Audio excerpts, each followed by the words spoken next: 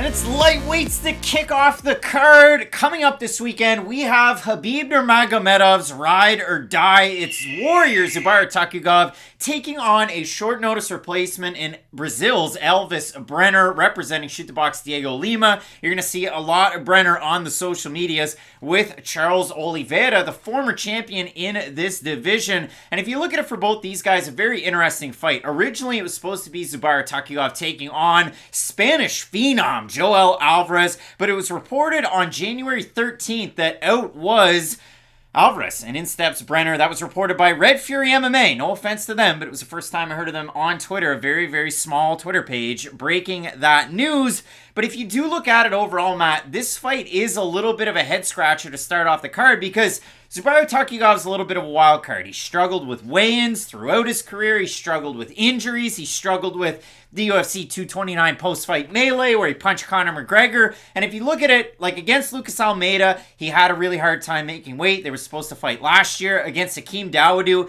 he weighed in, 4 pounds over the limit at featherweight?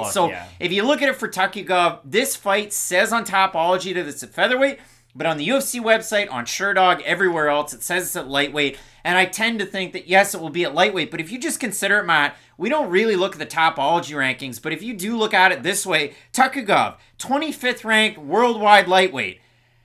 The Brazilian, Elves Brenner, 41st ranked Brazilian lightweight on the regional scene. Your thoughts? There's some really good fighters in Brazil. So to his credit, I'm sure that's a really good pool, but it is a huge step up in competition of what you're speaking on.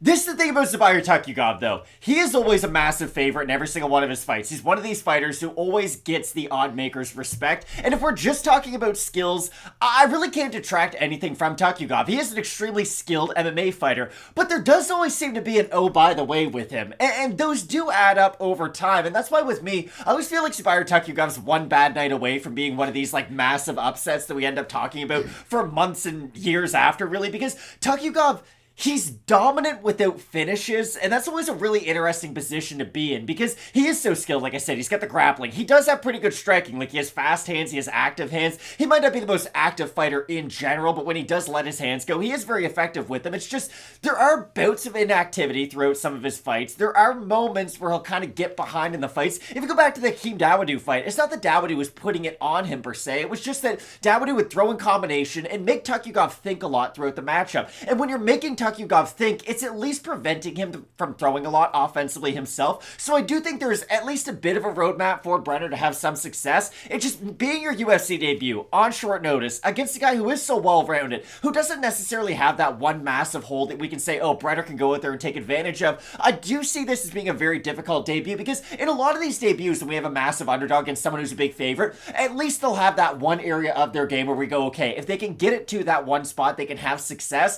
I'm not really sure where Brenner can keep this fight for prolonged periods of time to where he can go out there and win rounds. Well, and that's the scary thing about it. You look at our graphic, and I was a little cheeky with it, but I put the style at the bottom. And of course, it's Brenner's UFC debut. And I put Muay Thai. And you might go, well, Craig, he's got 13 wins. 11 of them are by submission. Why would you put Muay Thai as a style?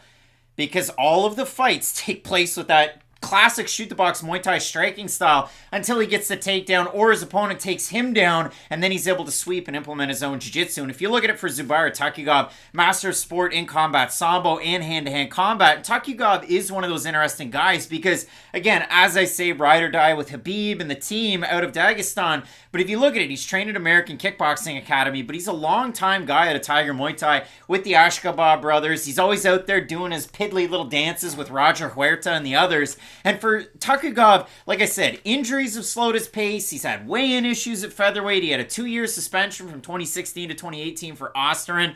Don't take those PEDs, pals. And if you look at it for Brenner, though, I mean, again, you see the pictures that he has out there with Charles Oliveira. You go down through some of the fights. Not really the greatest level of competition, the guys that he's fought. And of the losses, he lost to Brazilian journeyman Denis Silva, guy who's kind of fought a who's who. He loses to Copino journeyman Sergey Andreev, and then his last loss was by decision to the now LFA featherweight champ in Gabriel Santos. Santos is a good fighter. He is a very good fighter, but you go down through a lot of the tape. If you look at it for Brenner, he really does like to get the body lock, then he goes for trips. It's a lot of upper body throws and takedowns. hard to do against a guy that has that combat sambo base. And for Brenner, he's a Brazilian Jiu-Jitsu brown belt, and he can really utilize that well in a lot of his fights. But again, going down through all of these fights, the guys that he has fought, like, you look at his last fight against Victor Nunes. I mean, that was a guy that hadn't fought since 2019. They square off in 2022. Nunes was 3-1, so you're fighting a much lower level of competition. You go out there and get the win that you're supposed to get, but it is a really tough one. And then I went down through a lot of these ones. Like, you look at his fight that he had in 2018 against Luan Anderson. He gets nearly finished in some of these fights. Like, there could have been a 10-8 round out there. This is kind of how I look at fighters on the regional level making their way to the UFC. Like what you said, there are some guys who, hey, you're supposed to beat them, so go out there and win in impressive fashion or by finish.